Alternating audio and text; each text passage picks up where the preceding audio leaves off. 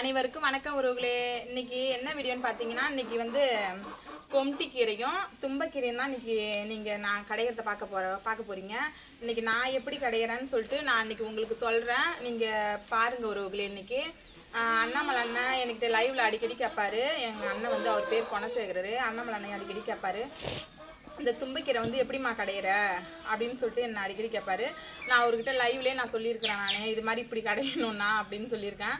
ஆனால் இன்னைக்கு வந்து அவருக்காக இன்னைக்கு நான் கடைஞ்சி காட்ட போகிறேன் இது எப்படி கடைகிறதுன்றதால.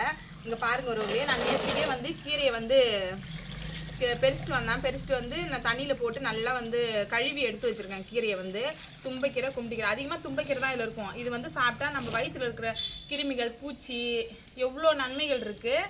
அதை நான் வந்து பெரிய வீடியோவாக நான் உங்களுக்கு சொல்கிறேன், அப்போ பாருங்கள். அப்போ சொல்லியிருக்கேன் இதை பற்றி, சும்மா 1-2 நன்மைகள் தான் சொல்லியிருக்கேன், ஆனால் நிறைய நன்மைகள் இருக்குது. அதை நான் பெரிய வீடியோவை போடுறேன் பாருங்கள் உறவுகளே. இன்றைக்கி வந்து இன்னும் சாப்பாடு செய்யலை. காலையில் ஏஞ்சி மூடு வாசலாம் கூட்டிகிட்டு ஜாமனை கழுவிட்டு தண்ணி பிடிச்சி வச்சுட்டு துணி துவைச்சிட்டு இப்போ லேட் ஆகிடுச்சி, மணி 8:30 ஆகுது. இப்போ தான் அடுப்பத்தையே வச்சுருக்கேன். இன்றைக்கி ஞாயிற்றுக்கிழமை தானே, பொறுமையாக சாப்பிட்டுக்கலாம் அப்படின்ட்டு. உங்கள் வீட்டில் என்ன சாப்பாடுன்னு மறக்காத கமெண்டில் சொல்லுங்கள் உறவுகளே.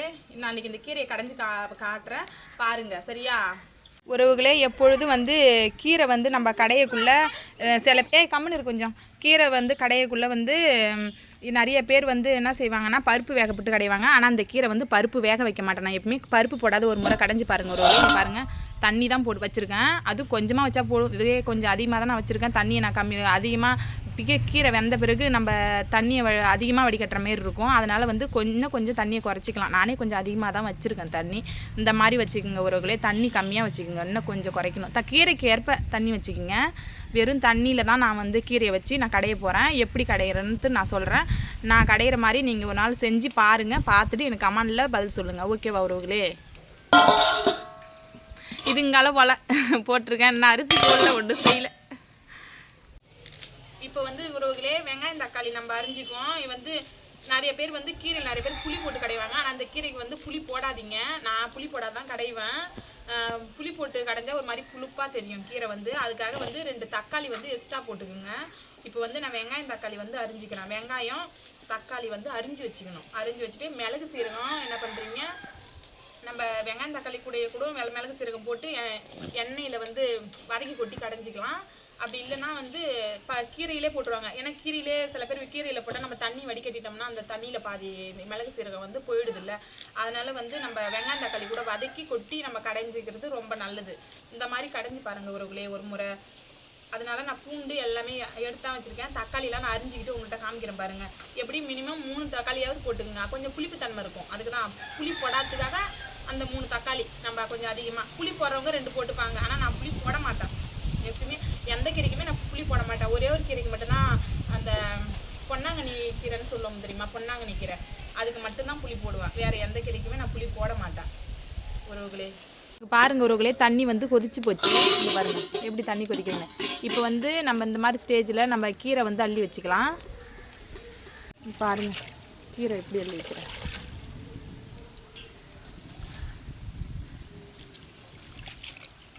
தண்ணி கொஞ்சம் கனம்தான், நான் தான் குறைக்கல தண்ணி. நீங்கள் வந்து கம்மியாக வச்சுக்கிங்க கொஞ்சமாக.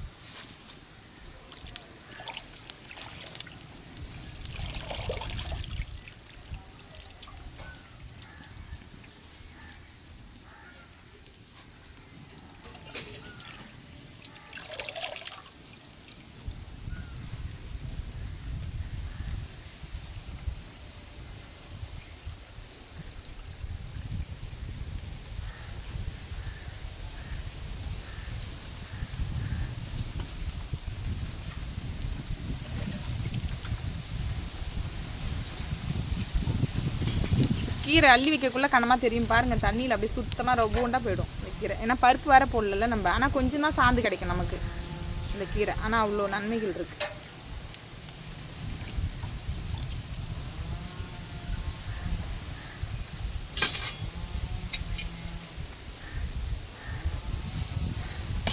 பாருங்கள் ஒரு தண்ணி சுடு தண்ணியில் அப்படியே உள்ள கீரை வச்சு தான் அப்படியே கொஞ்சமாக ஆகிடும் பாருங்கள். இன்னும் வேக ரொம்ப கம்மியாகிடும். அவ்வளோதான். இன்னும் கீரை வெந்த பிறகு நான் உங்களுக்கு காமிக்கிறேன். இங்கே பாருங்க உறவுகளே, நான் வெங்காயம் தக்காளி இது வந்து காஞ்ச மிளகா தான் நான் கட் பண்ணி வச்சுருக்கேன். காஞ்ச மிளகா தான் கிள்ளி வச்சுருக்கேன். ஏன்னா காஞ்ச மிளகா போட்டால் தான் டேஸ்ட் நல்லாயிருக்கும். பச்சை மிளகாலாம் எதுவுமே போட்டுறாதீங்க, நல்லா இருக்காது. நான் மிளகு சீரகம் இந்த பூண்டு வச்சுருக்கேன் பாருங்கள். இதை நான் நரைச்சிக்கிறேன். இந்த பக்கம் உட்காந்து நடத்தணும். ஆனால் நான் இந்த பக்கம் உட்காந்து இது கொஞ்சம் வாட்டமாக இருக்குன்றதுக்காக இப்படி நடத்திக்கிறேன் அடுப்பு பக்கத்தால். அது எது தப்பாக நினச்சிக்காதீங்க. அமி ஒரு பக்கம் இருக்கு, நான் ஒரு பக்கம் உட்காந்துருக்கேன்.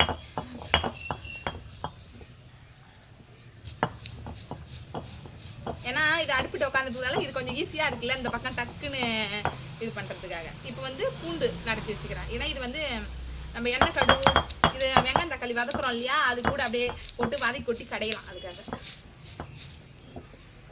பெருங்காயம் இருந்தாலும் பெருங்காயம் கொஞ்சமாக போட்டுக்குங்க. கீரையில் ரவ்வோண்டு எண்ணெயில் போட்டு நல்லா இது பண்ணிக்கலாம், நல்லாயிருக்கும்.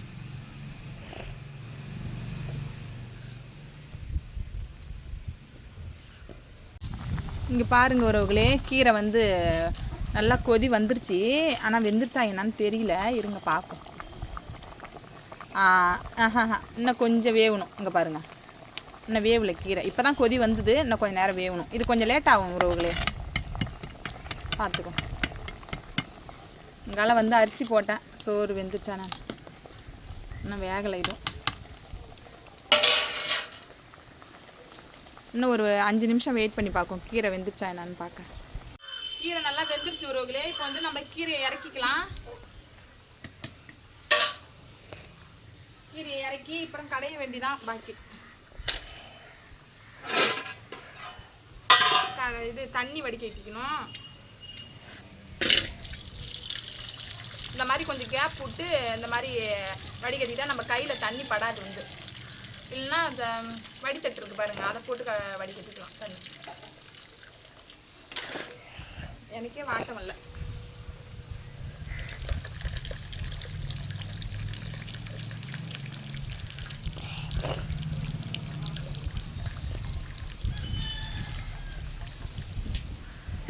போதும் வடிகட்டணும். இப்போ வந்து தேவையான அளவு உப்பு சேர்த்துக்கலாம் உறவுகளே கீரையில். இங்கே பாருங்க உறவுகளே, இப்போ நம்ம கீரையை கடைஞ்சிக்கணும். நான் கடையில் இப்போ வந்து அதுக்குள்ளே வந்து இந்த வெங்காயம் தக்காளி இந்த பட்டை மிளகாலாம் வதக்கிறதுக்காக நம்ம மானில் அடுப்பு வச்சுக்கலாம். ஆமாம்,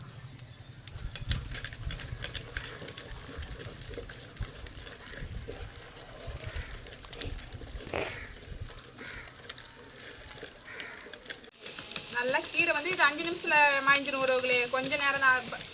புளிச்சிக்கீரை அந்த கீரை இந்த மாதிரி முருங்கைக்கெல்லாம் மைய அதெல்லாம் அவ்வளோ சீக்கிரம் அந்த மாதிரிலாம் இருக்காது. 5 நிமிஷத்துலேயே மாய்ஞ்சிடும் கீரை. இங்கே பாருங்கள், சத்தனம் தான் கடைஞ்சேன் பாருங்கள், சூப்பராக மஞ்சிச்சு பாருங்கள். இது வந்து தண்ணி வைக்காத, இது பருப்பு போடாத கடைஞ்சி பாருங்கள், சூப்பராக இருக்கும்.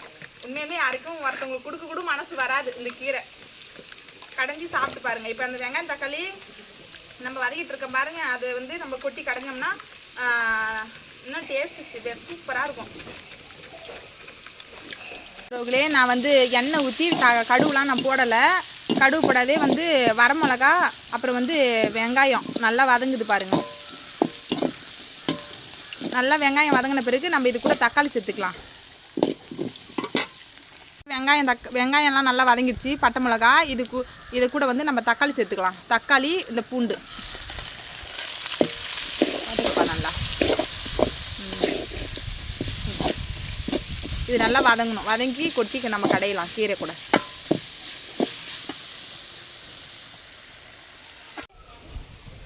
இப்போ வந்து நம்ம கீரை நல்லா கடைஞ்சி வச்சுருக்கோம் இல்லையா, அது கூட இங்கே பாருங்க உருக்குள்ளே எப்படி வதக்கிருக்கேன்னு. அப்பா மிளகா வந்து காரம் தான், மிளகா வந்து காரமாக இருக்குது. இப்போ வந்து கீரை கூட சேர்த்துக்கலாம்.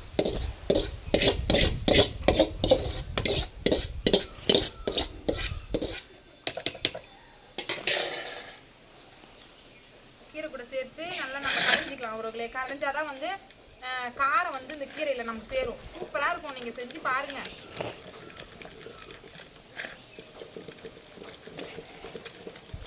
இங்கே பாருங்க உறவுகளே, கீரை வந்து நல்லா கடைஞ்சிட்டேன்.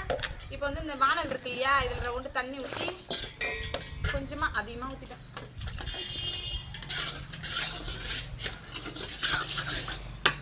இந்த மாதிரி இது பண்ணி மற்ற எடுத்துடலாம். இதில் வந்து எண்ணெய் ஊற்றி ரவுண்டு கடுகு போட்டு நம்ம தாளிச்சிக்கணும், வேறு ஒன்றும் கிடையாது இதில். பாருங்க உறவுகளே கீரை எப்படி இருக்குன்னு, சூப்பராக இருக்கும் பாருங்க.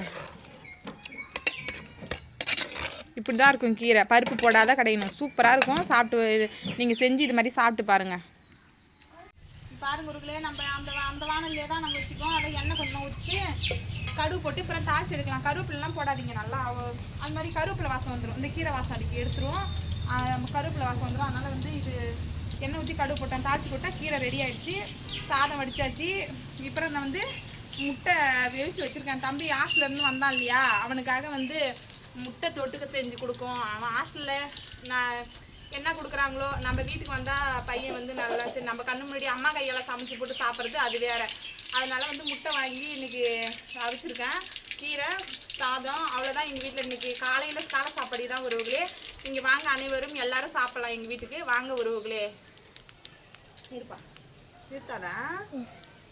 இது வந்து எண்ணெய் ஊற்றி கடுகு போட்டு பொரிஞ்சிச்சு உறவுகளே. இப்போ நம்ம தாளிச்சிக்கலாம்.